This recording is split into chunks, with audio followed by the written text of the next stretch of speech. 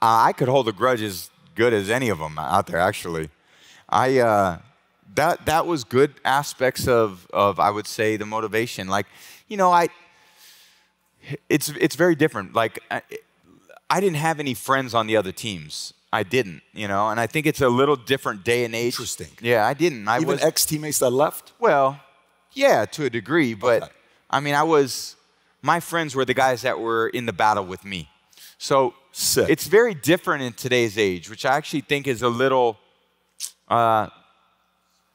you've got to create a lot of different emotion to heighten your sense of awareness and focus. Like, for me, anger was good. Anger was good because it was motivating.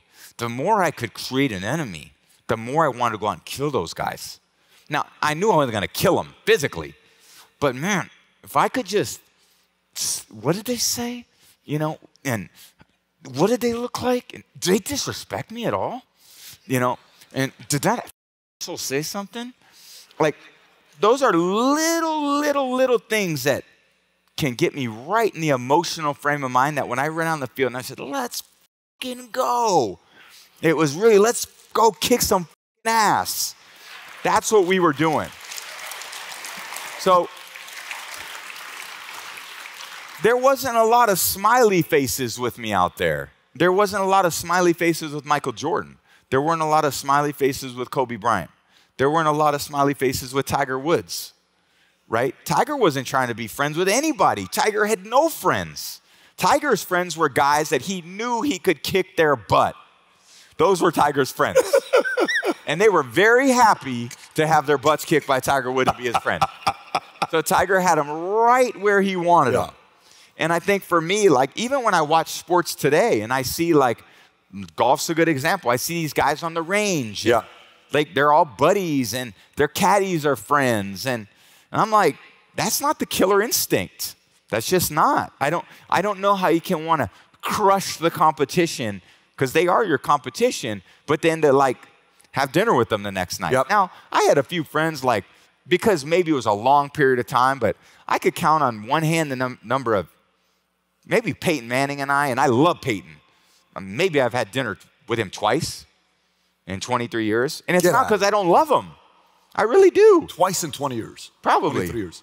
And, you know, our competition was always like, I looked up to him so much. I admired Peyton Manning. Like, I loved his game. I loved everything he did. But that guy, if we wanted to get where we wanted to go, we had to get through them.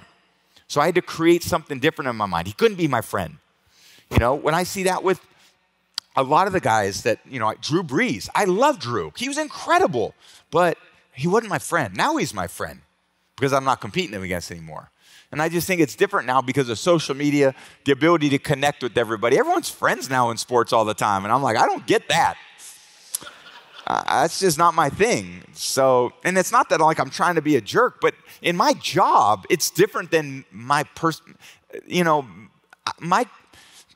it's interesting. Like, when I was a quarterback, I was just playing quarterback. Yeah, it was me, the person, but it was me, the quarterback, that was out there because I was doing a job. I wasn't the father. I wasn't the dad out there. I wasn't, you know, the husband out there. I was the quarterback out there on the field. I was the quarterback when I went to work. Nothing was going to get in the way of that, you know. And then when I stepped off the field, great, I'm back to who I am. I had to draw on a part of me that was emotional, aggressive, angry, decisive, irrational, all those things. And then when I came back into life, you know, okay, well, like, calm down, you know. So, but I would say a lot of the guys that I looked up to approached it the same way. You know, I don't think Jack Nicklaus was trying to be friends with anybody. I don't think Joe Montana was trying to be friends with anybody. I don't think Muhammad Ali or Mike Tyson were trying to be friends with anybody. I think they were going out there on a mission. And if there was someone in their way, they had to crush them. Question, let me follow up. So you said Peyton Manning. To me, Peyton Manning is a competitor. It's like Michael Clyde, Michael Barkley, Michael, you know, it's like a Magic, fine. But, you know, it was like, no, you know, the whole game in the Olympics, whatever game it was, where Michael and Magic, Magic and Bird team up to play that video that's about 40 minutes and 30 seconds. And you see, he says, listen, I'm the guy. There's a new chief in town, right? And it was like, listen, Larry says, Magic, relax. We're not at this guy's level. He's better than us, right? I'm not talking about competition. I'm talking about who disrespected you, because Isaiah disrespected Michael. Yeah. Did anybody disrespect you? Disrespect you that you said, it's done? I would say there were I can't think of any competitors off the top of my head. Coaches? Like, I like the guys that would, like, you know, and I remember a few instances. Like, you guys remember Ndamukong Suh? Of course. Okay. And he ended up being a teammate, thank God. Because Ndamukong was one of the biggest, fastest, most explosive athletes the league has ever seen. And the Dolphins signed him to like a $20 million a year contract, highest paid defender in history, and they were in a division, so we see him twice a year. And he had a reputation that, you know, he was played to the echo of the whistle. And I would always try to butter the D linemen up because I didn't want them, like, trying to hit me any harder than they already were trying to hit me. Like, they get paid a lot more the more they kick my ass, which that's good incentive for them. So every opportunity I could get, I would try to be like, you're a great player, man. Like, stay out of my backfield. You know, like, man, like, damn, you really hit me hard on that one, you know? So in Ndamukong one time, we were playing in Miami, and he had been in the backfield like a couple plays in the game, and I can feel it because I let go of the ball, and then this heavy arm would come in and just boom. And I'm not that big. I mean, and when he hits you, it's like different than everyone else hitting you. And I never wanted to show him that, like, God damn, that hurt.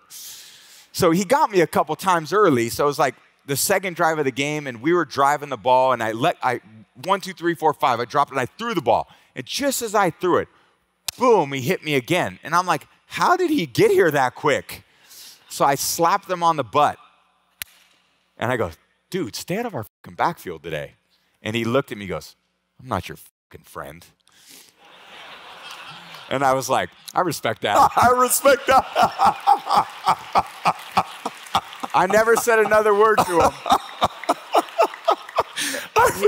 And he became my teammate a few years later. And I love being his teammate. But look, he didn't give that, you know, I'm won this or won that or had this or that. And there were a lot of guys that were. You know, a lot of guys would come up to me and they'd be like, hey, man, it's an honor to be on the field with you. And I was like, oh, thanks, man. I appreciate it. And in my mind, I'm thinking, they're done.